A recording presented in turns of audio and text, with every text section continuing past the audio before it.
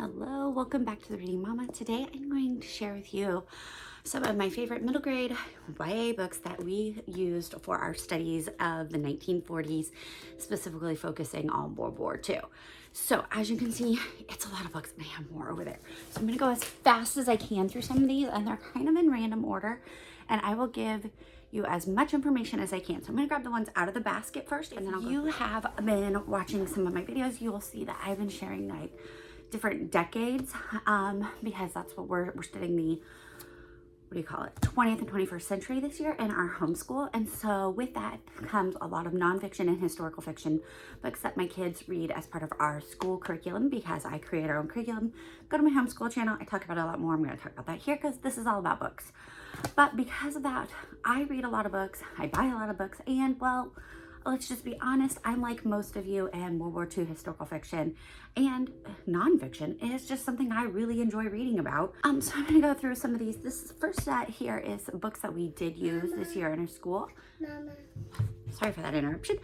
So the first books I'm gonna go through are some of the ones that we are currently or finishing up. My kids also love World War II historical fiction, so they have read these sometimes on their own. And so a lot of really great books I didn't choose for school just because they've already read them. So let's start with some of our nonfiction here, and it would be, of course, Corrie ten Boom. And I don't have it with me because I think it's on my daughter's personal shelf, but biographies about Corrie ten Boom. My oldest read The Hiding Place, which is Corrie ten Boom writes her own autobiography of what happened during World War II with herself and her family and their involvement. Great options. I think that's great for a high school level. I do not think it's a great read aloud for younger families and things like that. If you're looking for a read aloud for a family, go with the YWAM version.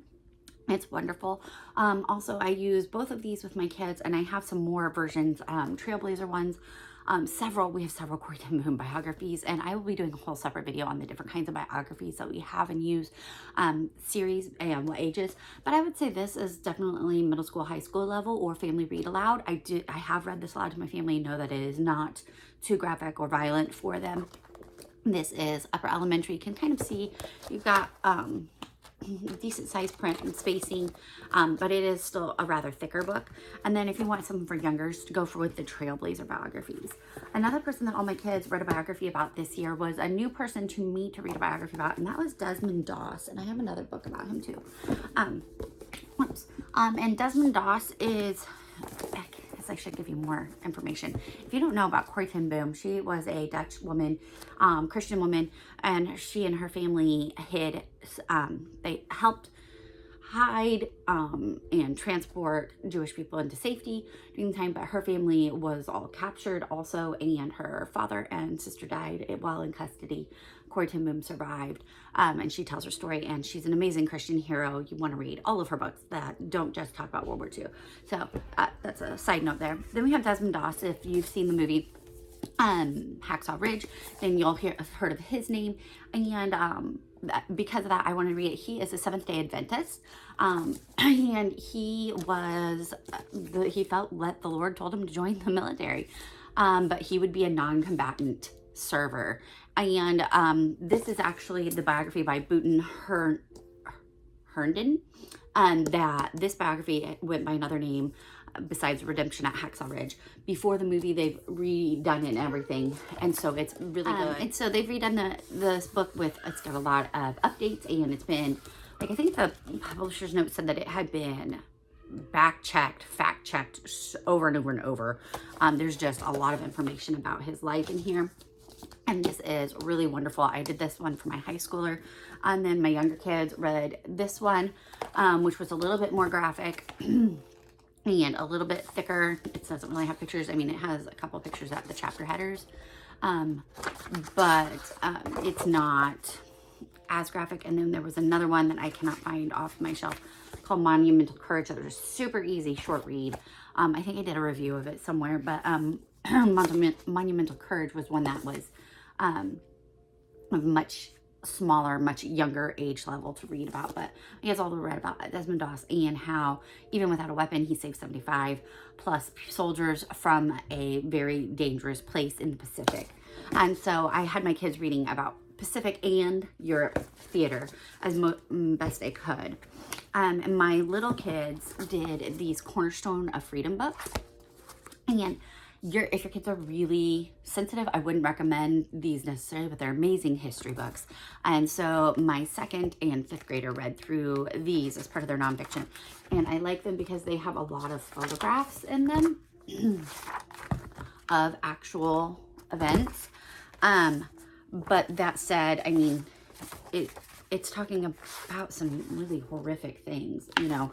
USS Arizona and D-Day are some horrifying stories. So, you know, use your discretion, pre-read as you would. But these were great nonfiction options.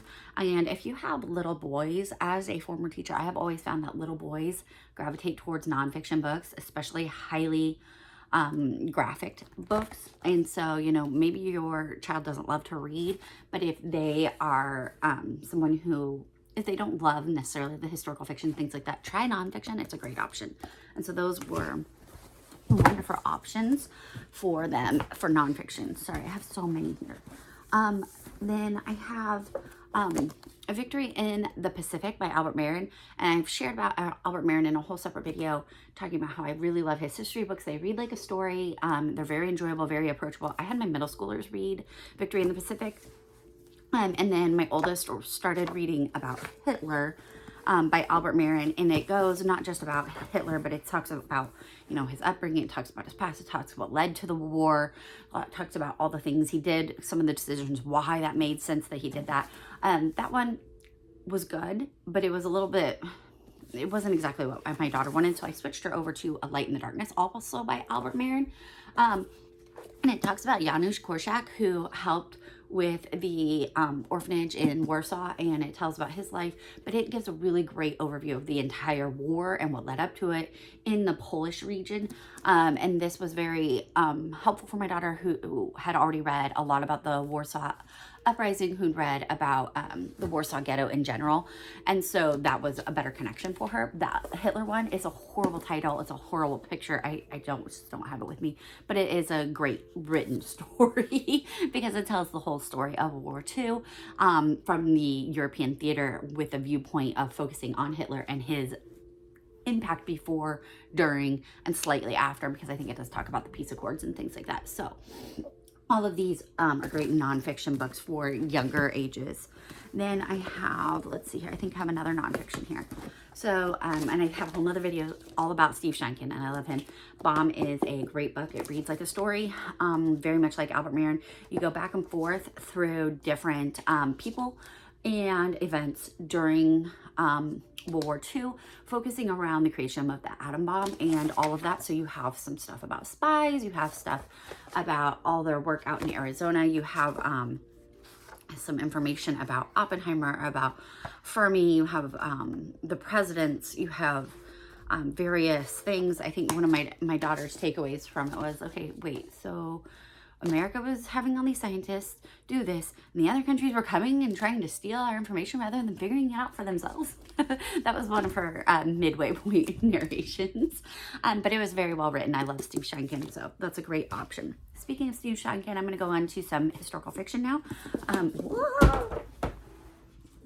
I just read this last year. I did it audio. The audio version is phenomenal. This is by Steve Shankin, and I share about it as one of my favorite books of the whole year, by Steve Shankin and Ruta Sepetys, who Steve Shankin is one of my all-time favorite kids history authors, and Ruta Sepetys is one of my personal historical fiction favorite authors. Most of her stuff is not for kids, not YA. That said, I don't have the book, but I Must Betray You is phenomenal, and that is not World War II, but I'm just going to throw that out there. That is a Ruta Sepetys. That is YA. The rest are not. This, however, is a good middle grade. And you follow a brother and sister and their involvement in Bletchley Park, which is where they had the Enigma machine. And you may think of all those people who, I'm trying to think of Allen, the famous code breakers there in London, working towards that. And this is kind of a historical fiction based around that park and some of the things that went on. So you get a lot of the history side of that and some of what was going on in Europe. I think this one also has a Warsaw connection because, well, Ruta just, she does a lot with Poland.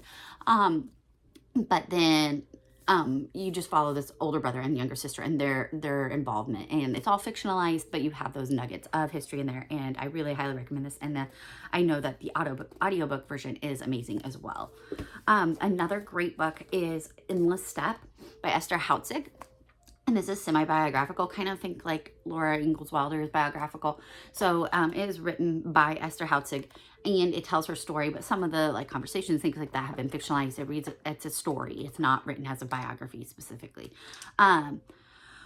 But it tells of a family who moves to Siberia, and you get a lot of what is going on in Russia and what it was like to be forced to live out there and what things they dealt with, black market and things like that. So this is in June 1941. Yeah. And so yeah, they go from Poland to Siberia in this one. Snow Treasure, this is a great middle grade read, whereas this I would say upper elementary to like 5th, 6th grade to middle school and up is good. This is going to be a great middle grade read, and in this one you're in Norway and they are hiding treasure from the Nazis, so we're just going to leave it at that. It's really fun, good early read. Alan Gratz is phenomenal. I have several Alan Gratz books, and we have read even more than we own, but these books are phenomenal. So these are the three I chose to purchase by Alan Gratz, but he has several books for 1940s though. This is Grenade, and you follow a couple of young men in the theater in Japan, Okinawa, and you learn a lot about the Okinawan people and the horrors and atrocities that were bestowed upon them by the Nazis prior to the war and through the war, and it is horribly sad.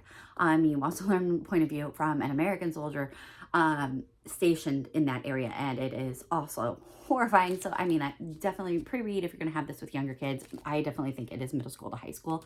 I saved it for my high schooler.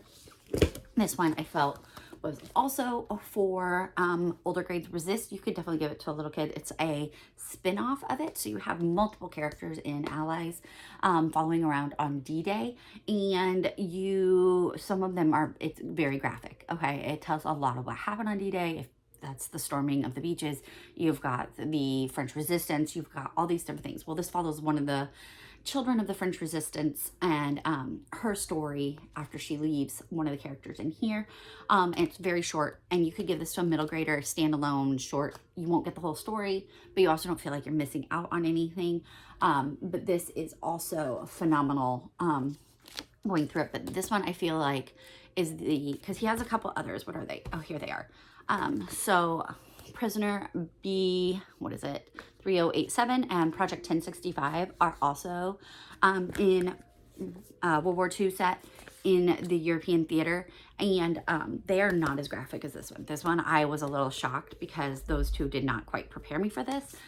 Alan Gratz is great historical fiction. It is not for the easily squeamish though. Okay, so keep that in mind.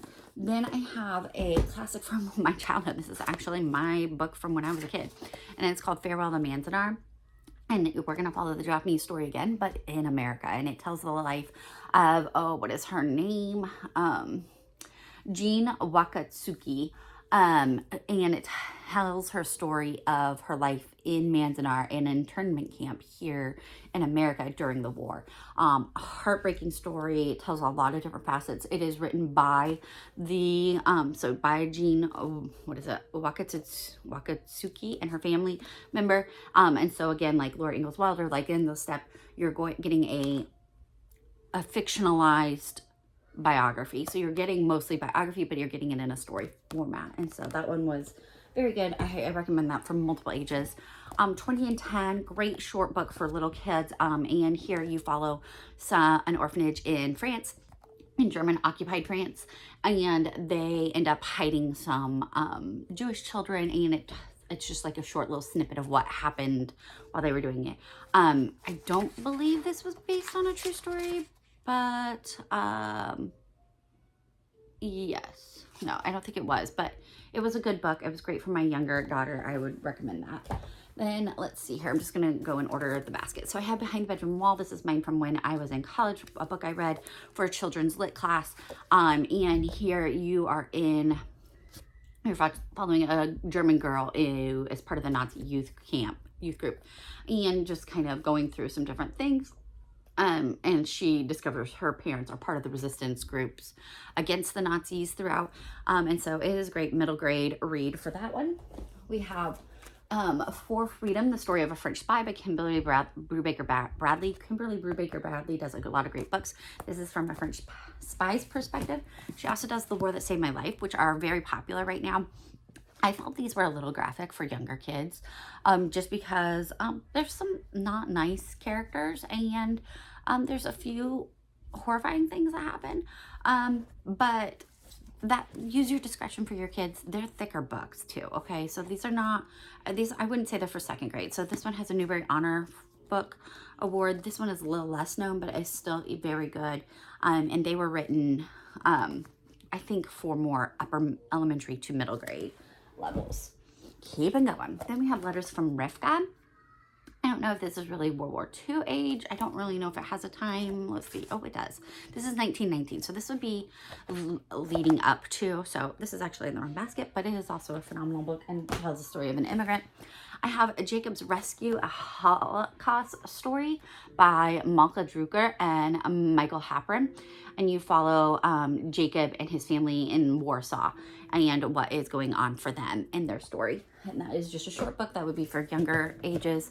I have The Ark. So my oldest says this is horrible. I hear a lot of people recommending it. I haven't actually read it, so I need to read it. But Margot Benary Eisbert, and it follows, I believe, let me double check here. Let's just see. 2 rooms all to themselves. It was almost too good to be true, for this was post-war Germany filled with starving homeless refugees trying to stay alive amidst the rubble. To mother and the 4 children and of the Lichow family, the 2 freezing attic rooms were an unbelievable stroke of luck. And so you're going to follow post-war efforts in here. So that's one. Here's another one that I have heard wonderful things about but haven't read. I just picked it up on a whim. But it is On the Wings of Heroes by Richard Peck. And here you're following a young boy who wants to fly and begins that journey. Let's see here. I got this one. I think I picked this one up at a free library. This Summer We Found the Baby. And it follows a story. This one, again, I haven't read. I started reading a little bit. The writing's not like phenomenal writing, but I think it would be good for young kids. And they find a child. Where was it? They've somewhere in New York City. And so all this is going on during World War II, but it's on the home front, and kind of that's the backstory of it. I did read I Am David. I don't know why I have 2 copies. I need to get rid of one of them. It's good. The movie's terrible. You follow David, who escapes from a camp. You don't really know where he's escaping from. And you kind of make a couple of assumptions as you read it. And that's kind of how it is. Everything's really vague because you're getting it through his perspective, and he has grown up completely inside what we would assume is a concentration camp of some sort. And he escapes into Italy and is trying to make his way north because he is told to continue to keep going to Denmark. That's where you'll find safety. And you see the world through his eyes as he learns about what's going on, what life's like, learns about color and money and food, and I mean, just relationships and how to even talk to a person, period. And so you go through his story. It was good. It was interesting. Is it my favorite? No, but it was a good book. Next I have some more that I have not read yet, but I did get. So in Elephant in the Garden, and we absolutely love Michael Morpurgo. I've loved his books. He has several books. We read The War Horse for World War I. He has The Mozart Question, which is a great little picture book that we got from the library that takes place during World War II and talks about the musicians at Auschwitz. And that was a good little picture book, kind of introduction to explain a little bit without being too graphic. This one I have not read yet, and it is on my list, but it is An Elephant in the Garden is the bombing of Dresden looms ahead. I don't know, there's a sticker. And it tells about something about the zookeeper persuades the zoo director to, what is it? Let's just find out here. Okay, so the bombing of Dresden looms ahead, and Lizzie's mom, the zookeeper, maybe? I don't know. I hate when they put stickers on the back. There's a bombing in Dresden. They're talking about the zoo, and trying to take care of an elephant that is there. Their home is destroyed when the bombs are dropped, so the family and Marlene have no choice but to flee with the thousands of others in the dead of winter. Though, how can they walk the same route and keep themselves safe from approaching Russian soldiers with an elephant in tow? And it is based on a true story. So that is supposed to be a really good one, and it's just not one I've gotten to yet. Also, I have Code Talkers by Joseph Bruchac, which I love. Joseph Bruchac, if you haven't read his other books, they're just phenomenal. If you're looking for a Native author and you're wanting things from Native perspective, go to Joseph Bruchac. That's a great place to start. And that's what this is, talking about the Navajo Code Talkers. And I have read part of this, talking about, I forget what the young person's name is, but it talks about how they use their language with the Navajo Marines during World War II and how it was unbreakable code. And so this is just a great way to get another aspect, because that's what I'm always looking for when I'm looking for World War II books, because my kids can go to the library and pick up any book about World War II. But I want them to find some that are going to show them some different perspectives than the same thing over and over and over, because a lot of them are. So then we have The Silver Sword by Ian Serraillier. It has another title. I forget what it's called. And it is sold by another title. This is an old book, and it is hard for me to find, but it is phenomenal. And you follow some young children escaping the Nazis, and they are trying to escape the Germans by themselves. And it is based on a true story. So this is one that is just, I don't know, it's heartbreaking. It really is. They escape to Switzerland, and then you just follow their different things that happen to them. You talk about, I believe this is one that talked about them being gathered up in the theater in France even, and just different aspects of their escape to freedom. And it is phenomenal. Highly recommend this one. Another couple of great ones that I have only read portions of and haven't finished, The House of 60 Fathers and Sadako and the Thousand Paper Cranes are going to give you from a Asian perspective. And so in this one, you have the Japanese army. I can't remember if this one is in China, and then they come in. I think it might be, I could be wrong. Only a few days, his family has had escaped from the Japanese army fleeing downriver. Yeah. So in this one, you follow a family as they are dealing with the Japanese invading of China in the 40s. So you have that one, and then you have Sadako and the Thousand Paper Cranes, which talks about Hiroshima and life after Hiroshima. So like my particular one has a few pictures in it, but it is a heartbreaking short story, but it is a good one. And then oh dear, I'm almost to the end here, guys. A Place to Hang the Moon. I don't have the pretty dust cover, but this is a really great story. It's a World War II. Think about Narnia when they are sent to the countryside. It kind of follows that, but these are some, I think, wealthy children, or they're going to get an inheritance or something like that, but they're orphaned. So when the children are all sent to the country, they go with them to try to find a family that would be a good fit for them. It did have some, like, not great situations occur, but so, you know, if you have a really sensitive reader, you might want to look into that. But it talks about rationing and what it was life was like for those children who went to the countryside and were parceled off to willing people, and sometimes for nefarious reasons and sometimes good reasons. And so I highly recommend this one. And it's very good audiobook also. And then I have two more. I have this one, which is The Boys Who Challenged Hitler, Knud Peterson and the Churchill Club. And I think that there might be a movie about these people. I can't remember. But they are a bicycle club, and where were they at? They were in Denmark. This one is a nonfiction book, and it has lots of great photographs throughout and tells about their resistance there in Denmark, and all the different things that they did. And so that was an interesting kind of different perspective of resistance. Okay, I know that list is super long, but I was putting them away and found a couple more books and thought of some that we don't own, but would like to own. And so I was going to share those real quick. So first up is When My Name Was Kyoko, tells about what it was like for Koreans who were occupied by Japan during World War II. And it is a really good book. It goes through both a young girl and her older brother. Middle elementary school ages up to upper elementary are great. And then Number of the Stars, which tells where are they at. They're in Copenhagen, so they're in Denmark. This is a popular one for a reason. You probably have heard the story, and it just tells about the Jewish life there in Denmark. And there's a lot more going on, and Anne-Marie is part of a mission, but I don't want to give all of it away, and it's been a while since I read it, so I don't know all the details, but it's really well written. And then also there are 3 books by Jennifer Nielsen that are just phenomenal. Uprising, I think Resistance, and there's another one.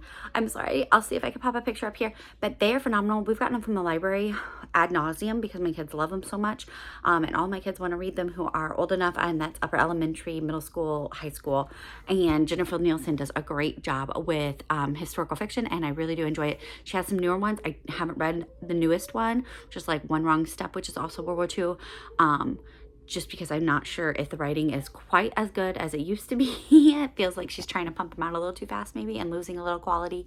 But those first 3, Uprising, Resistance, and whatever the other one is, are just phenomenal, and my kids have loved them, but they had already read them from the library, so I have not purchased them yet because they have already read them multiple times from our library.